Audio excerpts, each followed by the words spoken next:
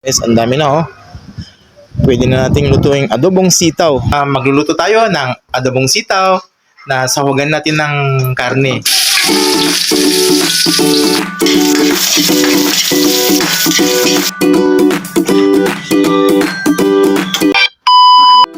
Bago tayo magluto ng adobong sitaw, unang gawin natin ay mag-harvest muna tayo. Sa Tagalog po ito ay sitaw. Sa English naman, string beans ang tawag dito sa English, guys. Dagiti padak ni Ilocano, ti pag naganda dito iket utong. Utong dito guys, iti Ilocano.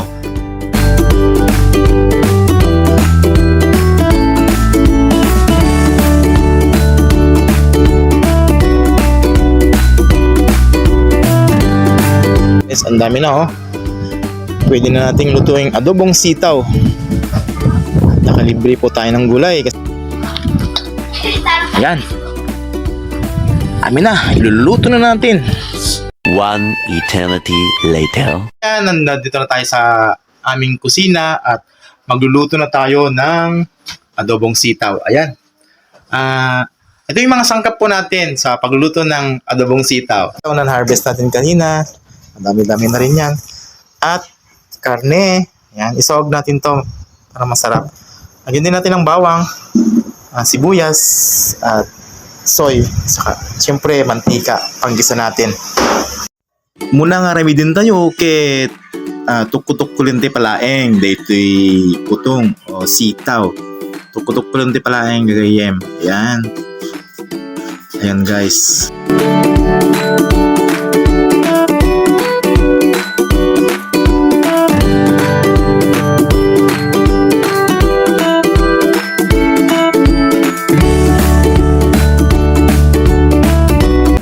Kalpasan na ket, hugasan tinga na laing. Uri man pa'y nagaputikar din tayo, ket hugasan timit lang na laing. Okay, dito ti karne, nga ilook tayo. Katayan, iwain to amin, dito karne. Nagmet dito karne, nakalamlamuyot lo nga iwain kakabsat. Dito ket ilaok tayo, dito sitaw guys. Gisayan ti damdama dito, sa atin to ilaok.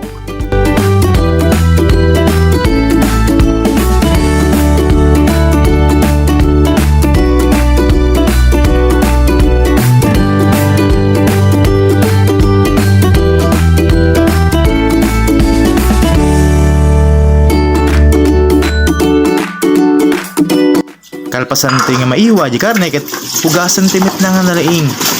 Muyo guys, dito ket pinakulok ko tayo kanin katatay, pinakulok ta titi dono, pinaburuk ko kunada ti Ilocano. Sakto ko nga iniwa. Ayan, bugwak mit lang nga nalang dito eh. Hugasan na natin ang karne.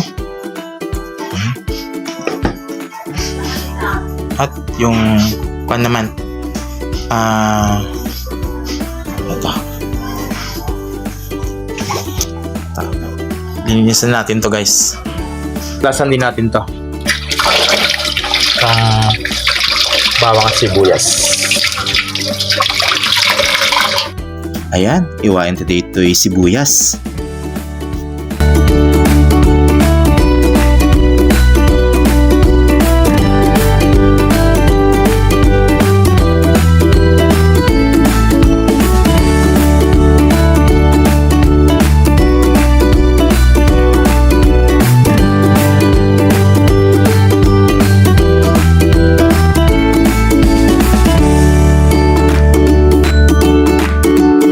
Talapasan ng sibuyas ket iwan temet daytoy bawang, garlic.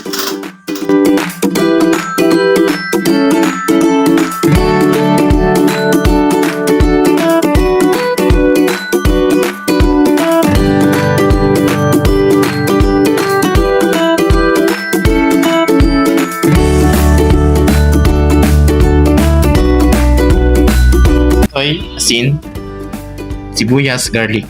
Yan. May ingredients, mantika. Gigisa na natin.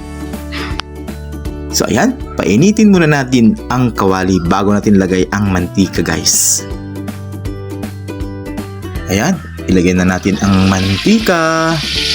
At igisa na natin ang bawang sibuyas. Ayan, no, medyo lumabagan. It mabalin pisok di karnen.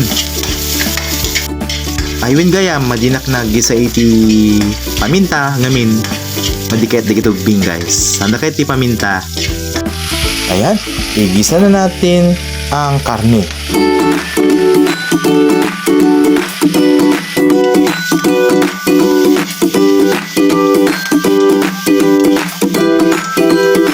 At dapat medyo gisaan tinga na laing di medyo lumabaga at nakasat na yung imas. Ayan, gisa natin mabuti para masarap. Kailangan masarap ang pagkakulo ng karne guys. Nakasahog natin sa adobong sitaw. Lulutin natin. Ilan natin ng soy.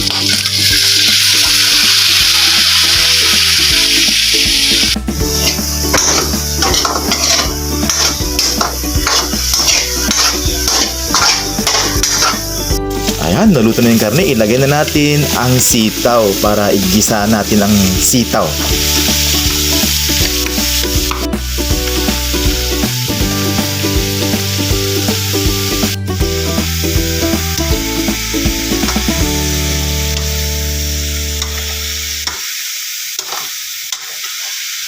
Ayan, takpan muna natin para madaling maluto. One eternity later. Lagyan ko din ng konting tubig. Kaya nilagyan po din po natin ng suka. Konting suka lang. Pampalasa konti, saka nilagyan ko din kanina ng konting asukal guys para medyo masarap-sarap. Masarap talaga to luto ko. Depende rin sa inyo kung ano yung mga trip nyong ingredients sa adobong sitaw. Yan, luto na siya guys, oh. Ayan na po, luto na ang adobong sitaw. Tonight, titikman na natin ang adobong sitaw. Woo! Sabi na guys.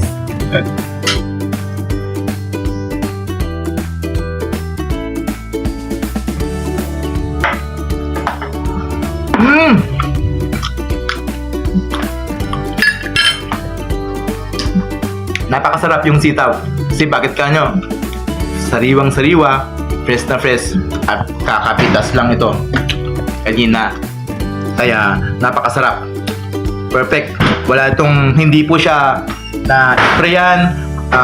Wala po kaming nilagay na chemical dito sa gulay na ito. Kaya napakasarap. Ang sarap-sarap. Ayan, lamin na namin.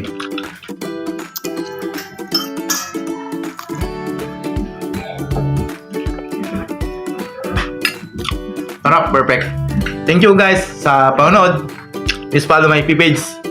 Maraming pong salamat. God bless.